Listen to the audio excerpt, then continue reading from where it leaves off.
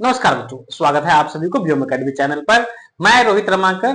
बच्चों, आज हम लोग नए अध्याय में प्रवेश कर चुके हैं। नए अध्याय हम क्लास 10th के चैप्टर 9 जो कि है ट्रिगोनोमेट्री के एप्लीकेशन, मतलब त्रिकोणमिति के अनुप्रयोग वाले चैप्टर का एग्जाम्पल को करने वाले हैं। बच्चों, इस चैप्टर की एग्जाम्पल सबसे पहले हम फर्स्ट को करेंगे। बच्चों, इसमें कुछ चीजें आपको याद करने पड़ेंगे जो आपको हम इस चैप्टर का कॉन्सेप्ट पढ़ाएंगे, थ्योरी पढ़ाएंगे तो उसमें उस चीजों की क्लियर हो जाएगी, लेकिन आपको क्वेश्चंस में कहीं भी दिक्कत नहीं आएगी, है ना बेटा। हम एग्जांपल सीधे सीधे 1 पे चलेंगे, है ना। एग्जांपल फर्स्ट क्या कह रही है कि कोई एक मीनार है जो धरती पे ऊर्ध्वाधर खड़ी है। तो मतलब धरती का सतह है, समतल सतह है, उस पे कोई मीनार सीधा लंबवत खड़ी है। धरती के एक बिंदु से, अब धरती पे कोई एक बिंदु ले लिए, जैसे यहाँ पे मीनार है ना, तो यहाँ पे कोई एक बिंदु है ना, उस पे उससे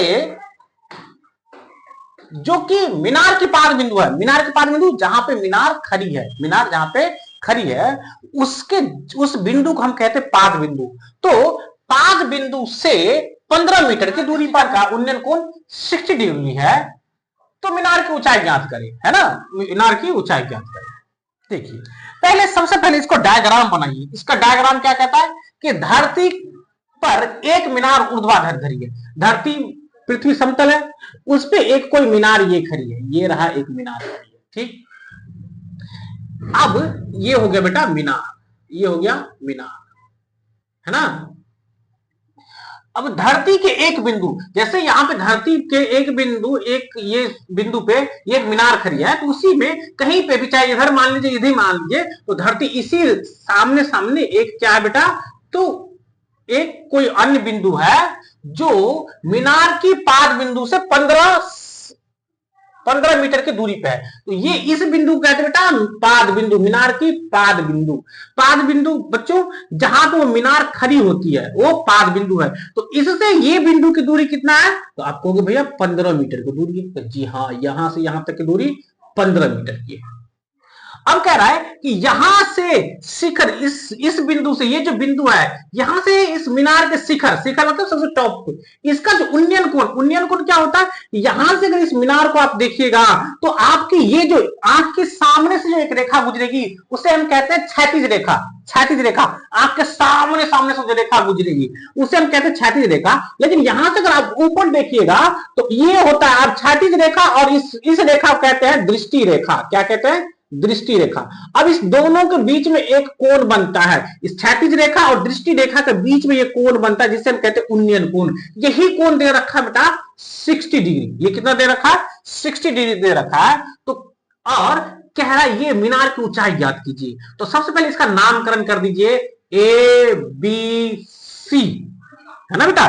तो अब इसमें सबसे पहले कोई भी क्वेश्चन करने जाइएगा, ये 5 से 6 नंबर में क्वेश्चन पूछा जाता है। तो जब भी कोई क्वेश्चन करने जाइएगा तो सबसे पहले उसको हम लिखेंगे दिया गया है, गिवन, दिया गया है। बेटा क्या दिया गया है, गिवन क्या है कि ए बी एक मीनार है, ए बी एक मीनार है जिसका पाद बिंदु ए है, जिसका पाद बिंदु, जिसका पाद बिंदु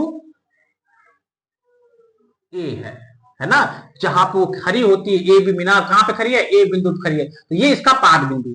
अब इस पाद बिंदु से सी जो अन्य बिंदु है, अन्य एक बिंदु है, उसकी दूरी 15 मीटर है। तो मतलब हम यहां पे लिखेंगे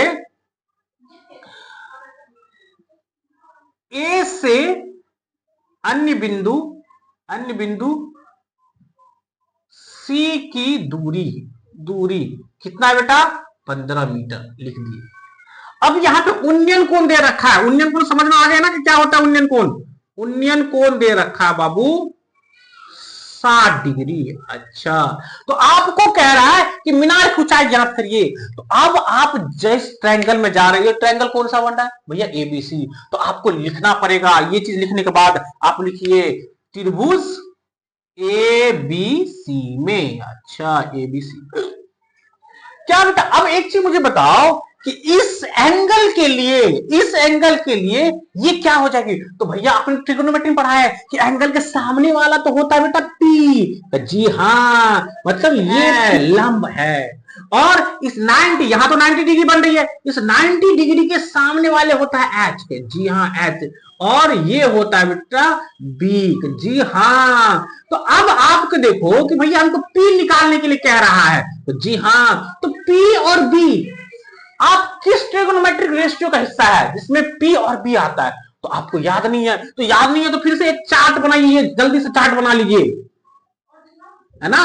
पंडित भोला प्रसाद हर हर भोले, पंडित भोला प्रसाद, पंडित भोला प्रसाद हर हर भोले, है ना। या फिर पाकिस्तान भूखा पेट हिंदुस्तान हरा भरा। वो तो ये जो होता है वो साइन का होता है, ये कॉस का, मतलब साइन का क्या होता है, पी बटे एच, बी बटे एच कॉस का। उसी तरह से टेन का होता है बेटा पी बाय बी। तो मतलब ये पी और बी का कॉन्सेप्ट किससे है, टेन से है। तो अब यहां पे लिखिएगा टेन, मुझे पता चल गया क्या है। तो टेन, एंगल कितनी की बात की जा रही है, 30 की। तो एंगल यहां पर लिख देंगे 30। अब एंगल 30 डिग्री, तो टेन की वैल्यू क्या होती है बेटा, पी बाई बी होता है ना। ट्रिगोनोमेट्रिक रेशियो क्या होता है, पी बाई बी। तो यहां पे पी कौन है, तो ए बी है, ए बी। अच्छा, बट्टे में, बट्टे क्यों, क्योंकि आप जानते हो ना बेटा कि टेन की वैल्यू क्या होती है, टेन का ट्रिगोनोमेट्रिक रेशियो होता है पी बाय बी। तो पी तो हो गया ये ए बी, पी क्या कहलाएगा, इसका नाम क्या हो जाएगा ए बी, और बी क्या हो जाएगा ए सी, ए सी। अच्छा ए सी। अब 1060 की वैल्यू यार पता है क्या, तो हाँ भैया 1060 की वैल्यू पता है। तो आपको वो चार्ट बनाया हो बेटा, दिमाग में होना चाहिए। इसकी वैल्यू होती है √3। अच्छा √3। अब ए बी की वैल्यू भैया, तो ए बी की वैल्यू नहीं पता, तो पी ही मान लेंगे, पी ही है। और बी दे रखा है बेटा 15, तो 15 सेंटीमीटर। या तो यहाँ पे पी मान लीजिए, या फिर ए बी है तो ए बी ही चलने दीजिए, जैसा भी चलेगी। भैया कहोगे ये फ्रैक्शन, ये फ्रैक्शन नहीं है, तो क्या अपने मन से एक लगा दूं क्या, जी हाँ लगा दीजिए अपने मन से। ये √3/1 हो गया।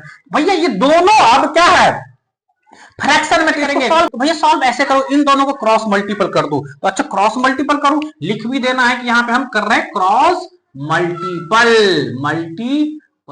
क्रॉस मल्टीपल में क्या होता है, ये इससे मल्टीपल होगा, ये वाले इससे, और ये इससे मल्टीपल होगा। तो p को 1 से गुना करिएगा, 1 गुना p, और इसको 15 को √3 से गुना करिएगा। अच्छा, तो p को 1 से गुना करिएगा p, और 15 को √3 से गुना करिएगा, तो क्या हो जाएगा बच्चों 15√3। इंसान जानवर भैया क्या हो जाएगा, चिपक के खाली बैठ जाएगा। अच्छा यही हो गई पी, और पी को हम क्या मान रखे थे, मीनार, और ये मीनार की ऊंचाई आ गई। हम लिख देंगे मीनार की ऊंचाई बराबर, मीनार की ऊंचाई बराबर 15√3। आंसर खत्म।